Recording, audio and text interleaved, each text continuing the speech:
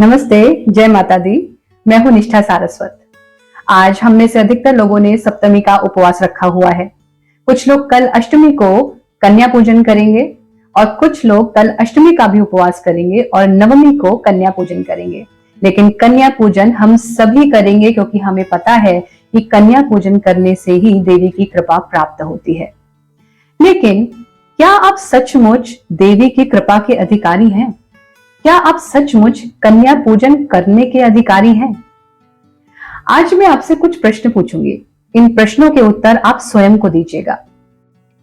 आप कितने भी व्रत कर लीजिए, कितने भी देवी के मंत्रों का जाप कर लीजिए, कितने भी हवन कर लीजिए और कितने भी कन्या पूजन कर लीजिए, लेकिन यदि इन प्रश्नों में से एक प्रश्न का उत्तर भी हाँ है तो आप पर देवी माँ की कृपा कभी हो ही नहीं सकती। देवी माँ आपसे कभी भी प्रसन्न नहीं हो सकती। मेरे पहले ये कुछ प्रश्न पुरुषों से। क्या आपने कभी भी कन्या को गर्भ में गिरवाया है? क्या आप मां और बहन की गालियां देते हैं? क्या आप बेटा और बेटी में भेदभाव करते हैं? क्या कन्या के घर में जन्म लेने से आपके मन में निराशा हुई है?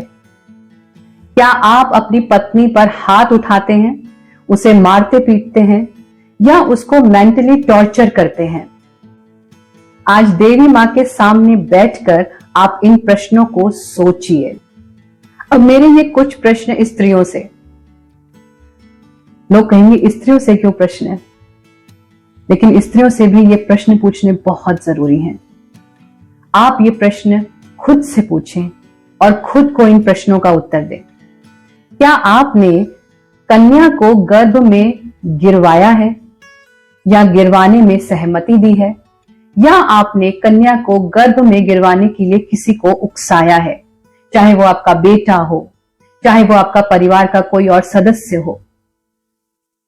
यदि आप इस निकृष्ट कर्म में किसी भी तरह से सहायक हैं तो आप देवी पूजा के बिल्कुल भी अधिकारी नहीं हैं। क्या आप दूसरी स्त्रियों से ईर्ष्या करती हैं? क्या आप उनके जीवन में मुश्किलें पैदा करती हैं? क्या आप अपने बेटे और बहू में दूरियां पैदा करती हैं? क्या आप अपनी बेटी और बहू में भेदभाव करती हैं? क्या आपने अपने बेटों को यह बताया है कि उसे स्त्रियों का सम्मान करना चाहिए? क्या आपने अपने बेटों को यह बताया है कि स्त्री पर हाथ नहीं उठाना चाहिए? क्या आपने अपने बेटों को यह बताया है कि किसी को भी मां और बहन की गाली देना बहुत गलत है, ये काम उसे कभी भी नहीं करना चाहिए? स्त्रियां ही एक परिवार की बैकबोन होती हैं, एक परिवार को बनाने वाली होती हैं और इस समाज को बनाने वाली होती हैं। यदि आप ही अपने बेटों में नारी का सम्मान करना नहीं डालेंगे तो वो कभी भी नहीं सीखेंगे और समाज उसी तरह का बनता जाएगा। आप अपने बेटों को बताइए कि कैसे देवी मां ने अपने दोनों बेटों को, भगवान कार्तिकेय और भगवान गणेश को, सबका संरक्षक बनाया है। वैसा ही हमें भी करना है, हमें भी अपने बेटों को सबका संरक्षक बनाना है। आज ये जो प्रश्न मैंने आपसे पूछे, इनका उत्तर आप स्वयं को दीजिए।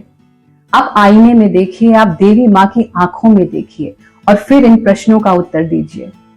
यदि इन प्रश्नों में से एक प्रश्न का उत्तर भी हाँ है ना, तो आप सच में देवी मां की पूजा के अधिकारी नहीं हैं, ना ही आप कन्या पूजन के अधिकारी हैं।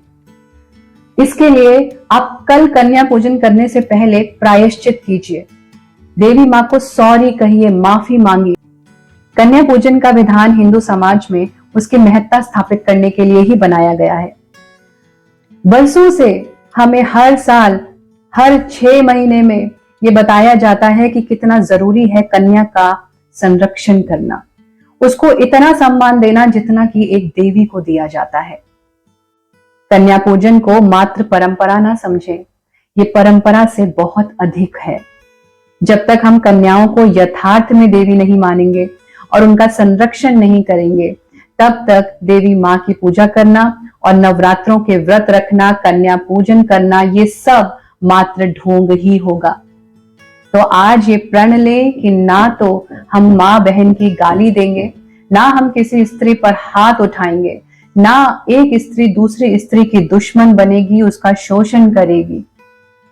और सबसे बड़ी बात, ना ही हम कन्या को गर्भ में गिराएंगे। अगर आपको मेरी ये बातें अच्छी लगी हैं, मेरी बात समझ में आई है और इस बात को आपको लगता है कि समाज में हर किसी के पास पहुंचनी चाहिए, तो आप मेरी इस वीडियो को ज्यादा से ज्यादा लोगों से शेयर करें।